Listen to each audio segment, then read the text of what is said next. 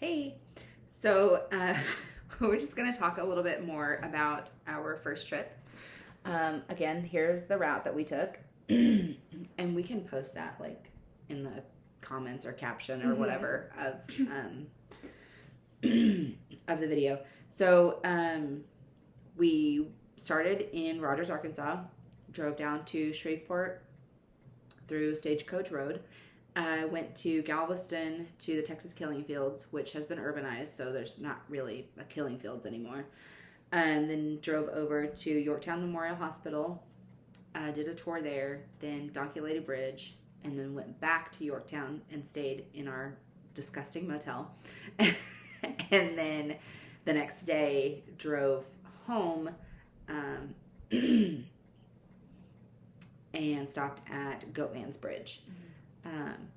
So we'll just kind of talk about that and share a few stories. Do we want to start with the story for before Stagecoach? Yeah. So we're driving, and it's dark because it's September. So we left at 6 p.m. It was more like 6:15. But we left. We're driving.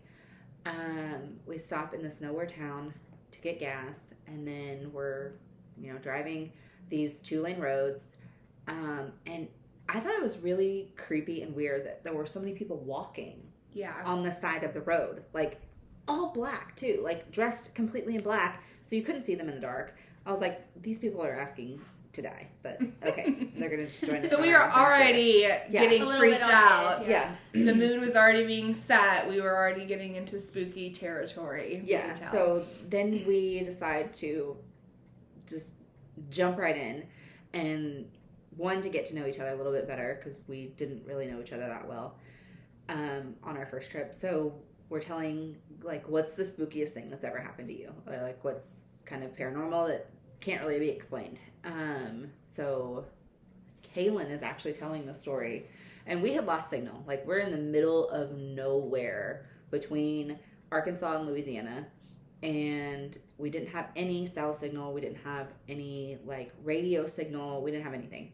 And Kaylin's in the middle of a story, and but at the gas station there was a guy that told us to be careful on the highway. Yeah, that was weird. That was so weird. Yeah, randomly he came up and was like, you guys be careful now. We're like, okay. And then telling the stories, ghost stories, creepy true stuff that's happening. And then, like Tisha said, no signal. Like, we couldn't even listen to our music. Like, nothing. Everything was dead silent. And we were just going on. And I was telling my story. And then it was, like, right before we entered in to Stagecoach. Yeah, we had actually gone to the wrong place. So we had gone to this other Stagecoach Road, which wasn't the historical one. So we get to this dead end. Pitch black, nothing around you. Like, you can't see anything but our car lights. That's it. Yeah. And you can see a couple, like, trailer houses. Yeah, that's it. Far off into the distance. So she's telling the story, and then this song comes on. And I didn't realize it was a song. I was driving, and I was like, Mariah, stop whistling. And I was like, I don't know how to whistle. Stop trying to scare the crap out of us. Stop whistling. And it wasn't her, obviously. It was this song. It was The Highwaymen. The Highwaymen. Super creepy. I don't know if you ever listened to that song. It's kind of a religious song. Yeah. And they're just whistling. And I was like, what the heck? It was just playing on whoever's phone was hooked up to the aux cord at that time. I think it was mine, actually. Yeah, and not downloaded in the library. Never, ever have listened to that song before. No, and I actually have a screenshot from when it happened. Yeah, and it was literally the most terrifying moment. And we're like, okay, we can't do this. Like, pause with the story, pause with what we're doing. Let's think happy thoughts right now. Because that was We'll pick terrifying. it back up when we get into the city lights. Yeah. So we were actually like 20 minutes from where we needed or wanted to be, the actual historic Stagecoach Road. which is very narrow. Mm-hmm. So we were actually listening to a podcast on the way there about it. Yes. And this guy's driving down it in the middle of the day, in our defense. And he was like, oh, this is, it's getting really narrow, and it's kind of freaking me out. Like, if another car comes, like, I don't know what to do. I can't get, like, there's no way to get over. It is literally made for one vehicle because it was actually made for a stagecoach for the postal service to deliver mail. So we made fun of this guy, like, so much fun. We were the biggest assholes, like, yeah. And it was like 2 a.m. at this point. Yeah. And we were even, like, admitting, like, once we started getting into it, we're like, wow, we are awful.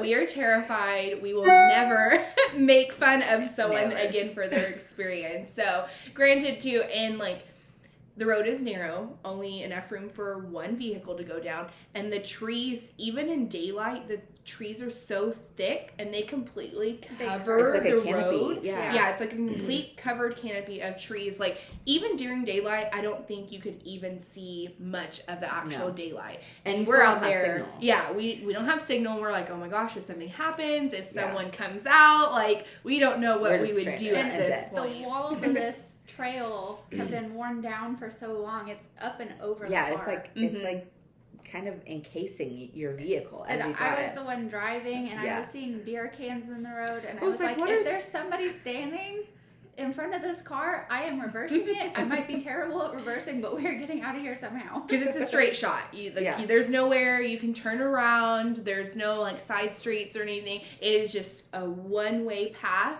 and there's such thick brush and trees around you. Like, you literally have no choice but to go forward or backwards. Like, it was pretty intense. There were a couple of, like, driveways you could see off of the road. But, again, not having any signal was super creepy. And at 2 a.m., we were pretty spooked. Like, one, we had spooked ourselves previously on that dead-end road that we went to by accident. And then we get here, the correct place, and it's just as spooky as we thought, or as we heard in the podcast that we were making fun of the guy for. So we're like, wow, we are jerks. So his fear in the daylight may not have been as warranted, but we were definitely spooked. Yeah. And then we drove another 4 hours, and we got to Galveston at like 7:30. It was like 6:30. We stop for gas. We go across the bridge into actual Galveston because it's technically like South Houston, where the Texas Killing Fields were that we were looking for, but we never could find them. So we go into Galveston. Went over them a little bit, didn't it? Yeah, I think so. So you could see like the brush and everything that people talk about, but you couldn't really. Yeah. Went into Galveston. Had brunch. It was really good. Do you remember where we ate? Wasn't it the sunflower or something? I think it was a sunflower. It was something like that, yeah. It had like a little cute bakery inside. Cafe. Sunflower cafe, I think. We ate outside on the patio. Like, it was really good. Yeah. And everywhere that we stopped, like, whether it was, like, for food or, like, any of the sites that we stopped to see, we tried to do as much research on them as we could. We listened to podcasts. We took people's recommendations. And so we tried to make sure that we were being intentional with our time and just trying to do as much as humanly possible in such a short amount of time that we had for the weekend.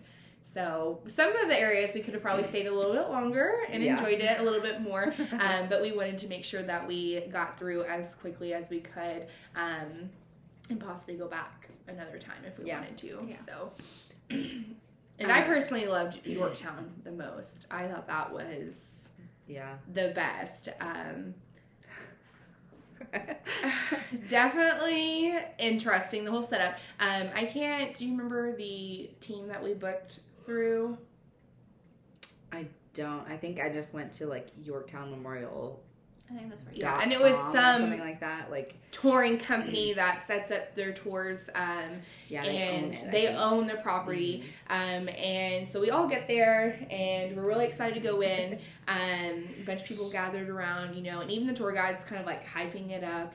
He's talked about his encounters and other staff members' encounters, and it definitely was really spooky. You could definitely.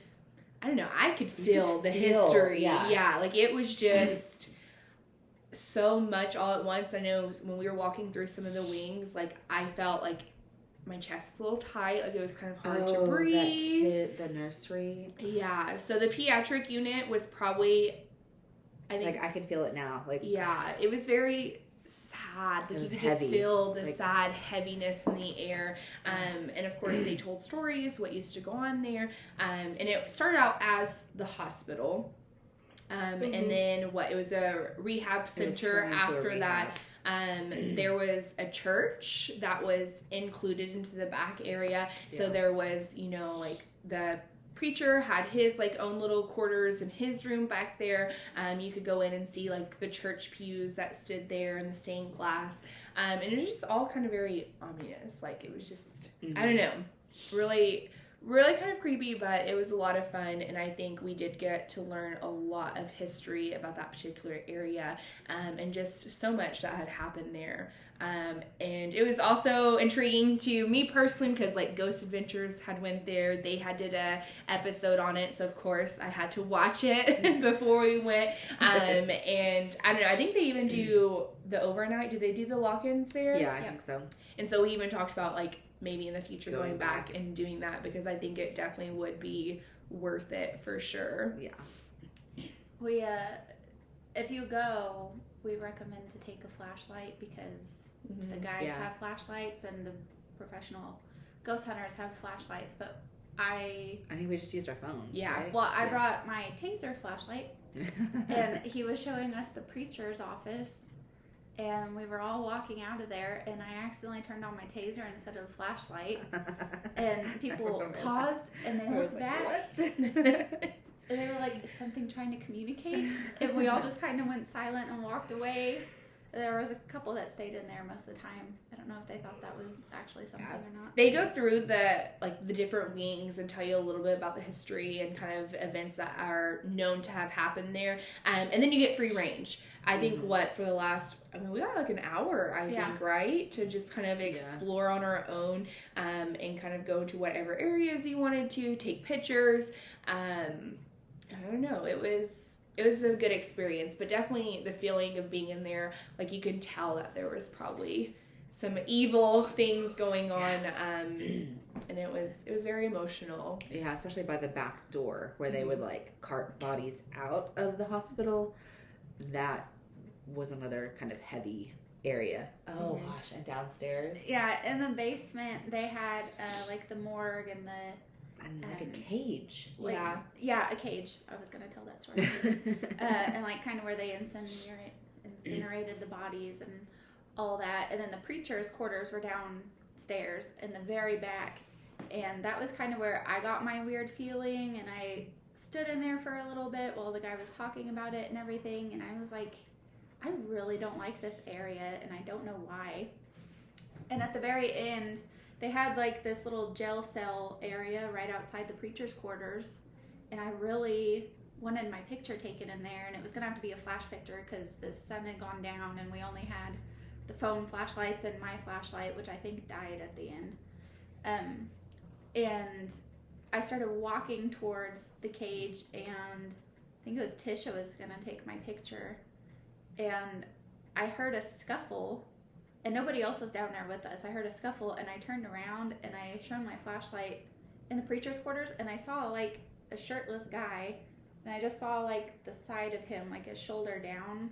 He was wearing pants and shoes, dress shoes, and I don't know if they were just trying to spook us or what, but I was up and out. I ran, and they started It worked. Yeah, if they were trying to spook us, it worked. We were out. Yeah. We were not hanging out anymore after that one. I just knew my soul wasn't gone. Yeah. And we went, like, the time that we went, it was like 6 o'clock. So it was not dark yet, but it started getting darker as we were kind of touring around on our own. And I think that definitely added to the kind of spooky element of it. And it was hot. It was thick. It was September in Texas, so it was so hot. The mosquitoes, like, I don't know, it just felt like it smelled inside. Like, it just... like mildew and mold. It was...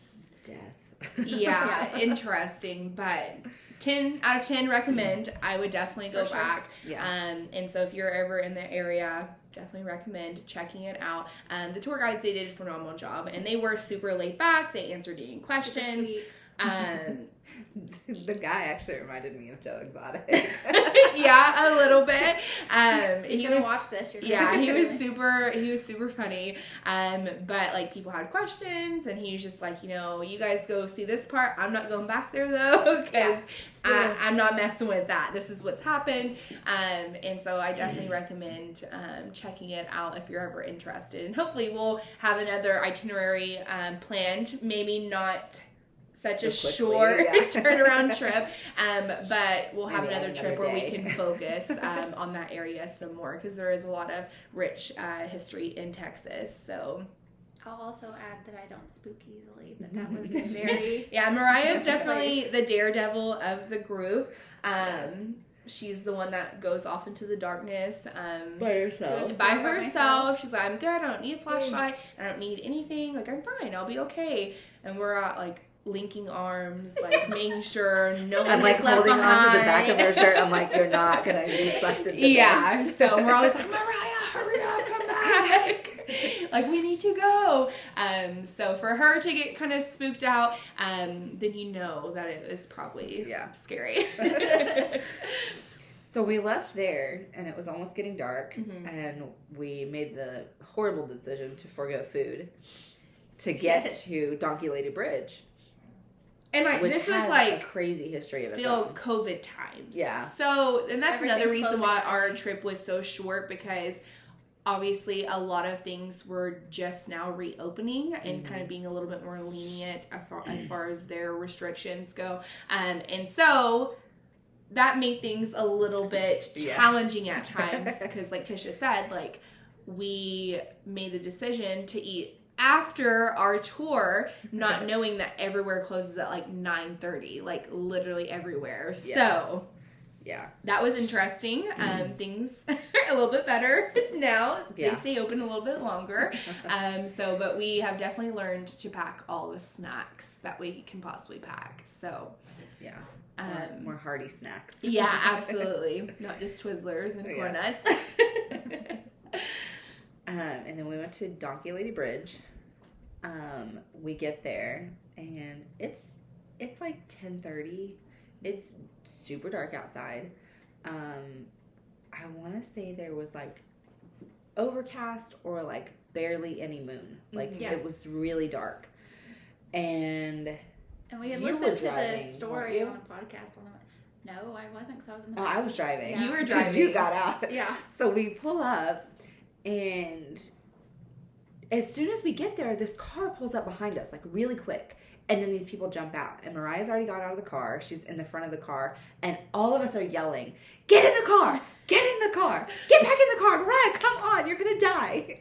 Because we are Crime Junkie fans. So we also are aware that if something is creeping you out, get back into your safe spot. So we're like, Mariah, get back in here. If you had seen the way that this car pulled up, it was like so 50 miles per hour, slammed on their brakes, turned the lights off the second they turned out. And they just turned off the car. Sat there. And they just sat there, and I was like, this is where I die.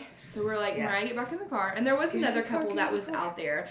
They had some of their ghost equipment. Their, I don't even know what it was. It was some type of machine to detect EMR. Yeah, something to detect noises, sounds, like spooky audio. And so that kind of gave us a little bit of reassurance, because after that car thing happened, EMF reader. Yes. And so we decided to stick around a little bit, because that car did like just kind of awkwardly stay there. And I think what we had already gotten out. So the car pulled up behind us. We yell at Mariah to get back in the car. We pull up because we're going to leave, because we're terrified. And then the people get back in the car, and they drive around like to the backside of these trees that we can't see them. So we pull up, we're about to leave, and then this truck pulls up, and they seem a lot less ominous. So they get out, they've got their machine, and we're like, oh, we'll these we're people safe. seem... These are other people looking for We're what going to tag along with these people. We'll hang out with these people. One, they're older than us. Yeah. So we can outrun them, hopefully. Two, they just seem kind of pleasant. Like they're nice. And we were there for the same reason, obviously. Like, we wanted to get a little bit scared, and they had kind of, like, picked up ghost hunting a little bit. I was just, like, as a little side hobby. They were kind of dabbling into it, and so we're like, okay, this is cool. We can hang out with you guys and see if anything happens. And so we just got out of the car and joined them. So we're walking with them. Mariah's gone, like, all the way across this bridge by herself because she's black, crazy. Dark. Which is, like, we can't even see her. Summon the so donkey that's how lady. you summon her. So we are with the people, and I was like, what if... I did it. I'm sorry. I did it. What if they walked around there and they got out of their cars and they're just going to try and come scare us or kidnap us? What happened? What then? Yeah. And then we hear this noise in the woods where these people had gone that we couldn't see them. And I was like, oh my gosh, they're coming to get us. And I was like, hey, Mariah, come back here. We start panicking. Mariah's like, what, a good 20, if not more feet ahead of us. Mariah, come back. Mariah, come back. And then we just eventually started yelling at her, Mariah, come back right now. And she's like, what? I heard the mother voice. I heard Kaylin's mother voice. And then I heard Tisha's mother voice. And I was like, I'm dying. Mariah, honey, it's time to go. And we couldn't leave each other, so we're like all like trying to link arms, holding on to each other. I'm one of the first ones to get to the car. I am on the passenger side, and I'm trying to open the door, which is right next to the wooded area where these creepy people are hidden in. You can hear and then she has the keys. And she's way back a little bit. And I'm like, just unlock the door. She would not unlock the door until she was at her driver's side. Granted, she was like, if I die, we all die. And that's the type of mentality we have. I'm not unlocking it until I get there. We're a team. We're a team. So that was a little traumatic. And then as soon as we get in the car, then that's like when the headlights come on and that car just like races out. So we don't really know what they were doing, what their intentions were. I'm sure they were just trying to find a quiet, dark area to have some time alone. Yeah, and we interrupted that. Sorry about you with our ghost hunting. Sorry. Creeped us out. They pulled up behind us, so it's not like quickly. We were in the wrong. Yeah, quickly. Like they pulled up behind us, quickly jumped out, and then they're like, "Oh!" I was like, "No." If you've ever seen any kidnap movie ever, this is what that was. Well, in a lot of the places that we did visit, you know, you get people that break into the secured areas. You get people that go out there to the public areas and they're doing satanic rituals. They're just doing not so great things out there. And that's obviously nothing that we want to mess with. And so that like a million things are going through our minds. Like obviously we're moms. So crime junkie, we're crime junkie fanatics. So we're like, okay, we have that gut feeling something's not right. So it was definitely a spooky experience, but not because of any ghostly activity that we encountered. It was just human activity. But still, we died laughing. As soon as we got back in the car, we could not, like crying tears rolling down our faces, laughing at ridiculous. We're ridiculous people sometimes. So we were just laughing. But then we were leaving and a cop pulled up behind us. I was like, yeah. Well, maybe we should have stayed. Yeah, exactly. So we were like, do we go back? Do we continue on?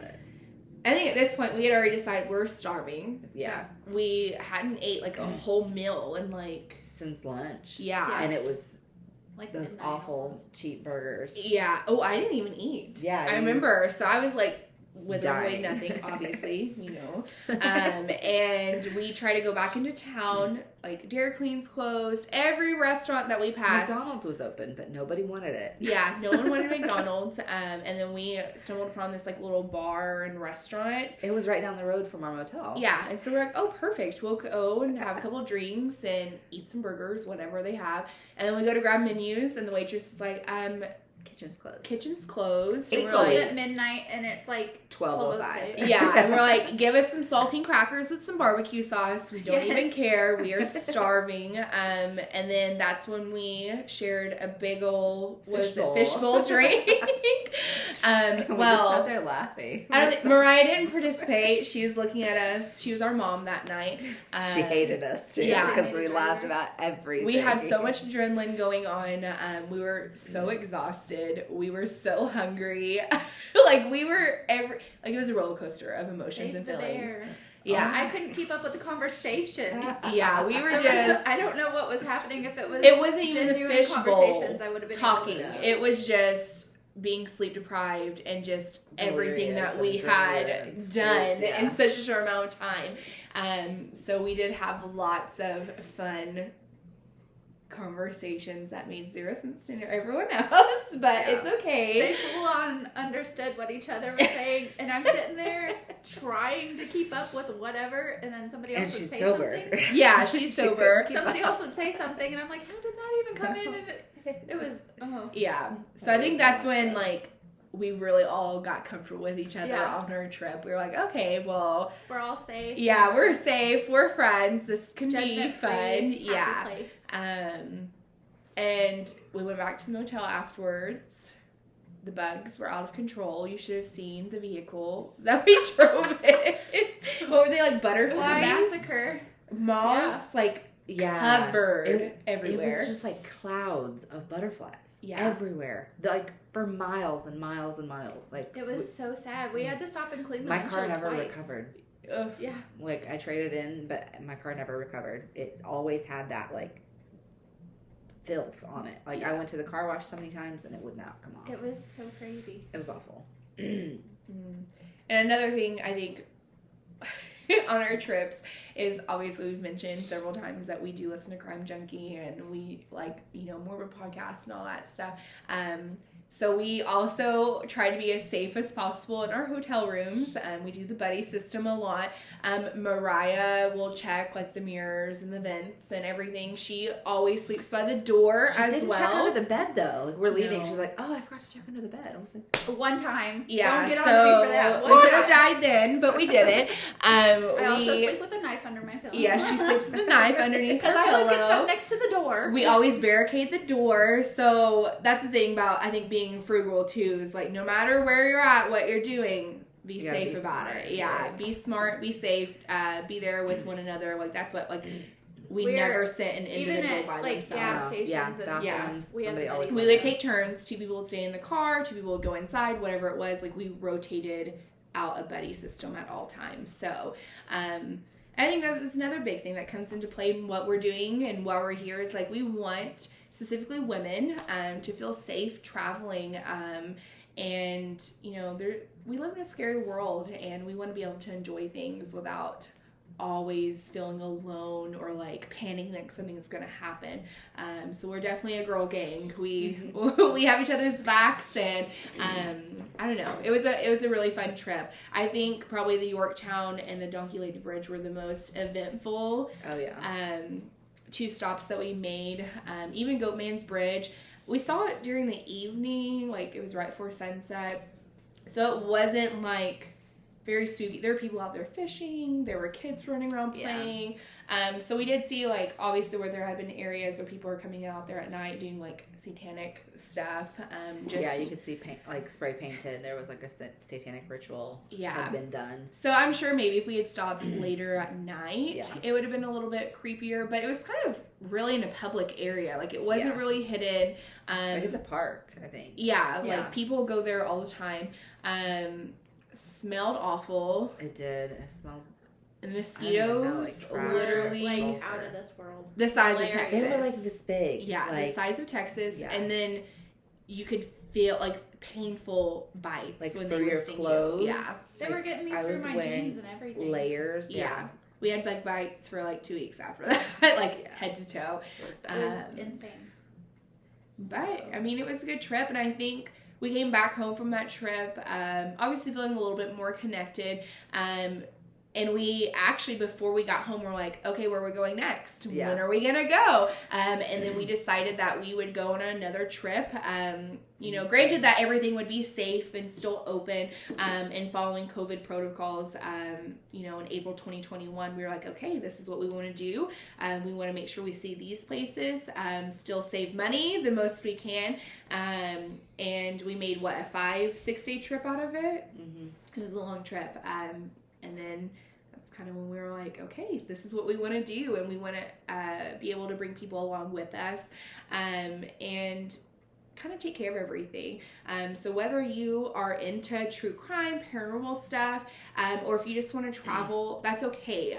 Our trips are going to include some aspect for everyone. So if you don't mess with the paranormal and true crime stuff, that's okay. You know, just seeing the sites and having that rich history and that background to see, that's what we want to bring to you. So don't think that because maybe you have different interests that you won't fit in with our trips that we do. And I think over the next few weeks, we're really going to start rolling out more information about our upcoming trip this April 2022. Yep. And I don't know, I'm really excited. And I think our goal is to have at least 15? I think minimum we would like to have 12 to 15, mm-hmm. but I think our max would probably be 26, 28 people coming with us. Our goal is we want to be able to have a large group for this big trip that we have coming up, and to have a bus that we can all be on. We'll offer more concierge. Yeah, and so that way not only everyone that joins us gets to relax and has a great experience, but also we get to relax. After and 2 trips like that. Yeah, Tisha is the speed demon. She's the driver. I can't even tell you how many hours she spent driving with both trips that we went on. But we really want everyone to come and have a good time. And we're really going to take the opportunity the next few months to answer any questions, roll out more about our payment plans that we offer. We have some Black Friday specials that are going to be coming up soon. So be on the lookout for those. We have some giveaways in store. We've been working on some merch ideas. We have our Travel Babe stickers that we've already had launched on our website for a while now. But Tisha recently got some cups made for us, some tumblers, and it's only gonna grow from here. So we're really appreciative to have everyone following along and excited to see what these next few trips have in store for us. So yeah. Lots of laughs for sure. So many laughs. We're people that we don't take things too seriously. We are big giant goofballs. So we can't wait to meet everyone. And just have a great trip with everyone. So a lot of what I saw whenever I was posting to my social media about our trips and everything is, I don't have friends that would come and do this with us or with me, or I don't really have the money for this, or I can't get away from the kids because I'm going to feel guilty if I do this or this. And I think really what started our idea on this was wanting to let it be known that you can get out and not feel guilty about it, Yeah, you deserve time to yourself and to spend with friends and just laugh. Make new friends, too. And we laughed so much on both of our trips, and I think that was, especially in that time, because of COVID and everything, we'd all been kind of shut in alone or with our families, and that can be stressful too. So we just want people to be able to get away, meet new people, see new places, and realize that the world's not so dark and scary. It's not all of the awful that you see on the news and TV, but it's actually really beautiful, and you can make some really good connections and meet people all across the country. Our last trip, we met this amazing woman who owned a tiny hole-in-the-wall pizza place, and it was delicious. so amazing. In Salem, Massachusetts. Yeah. So the nicest people. Like, we even got a picture with her before we left. And that's another goal of ours too, is we want to take you to those hole-in-the-wall places that you would never consider going to yourself, or you never expected to be there. And we want to support those local, small mom and pop type businesses, because, you know, they're hidden gems, and we hope that we can bring more exposure to those areas, while getting to experience new things ourselves. Because at the end of the day, we're all living the life, you know, we're all adults and we all have priorities and responsibilities, but, you know, making those great memories are really important to us. And so we really welcome anyone, you know, to come along and tag along with us. And hopefully we'll be able to do some more Q&A stuff over the next couple of months, and once our booking starts to roll out.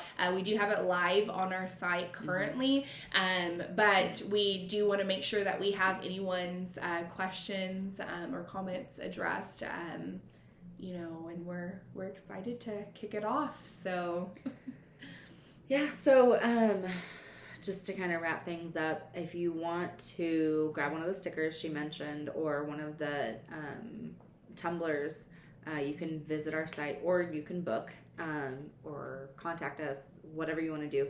Read more about us. You can visit our site, travelbabes.co.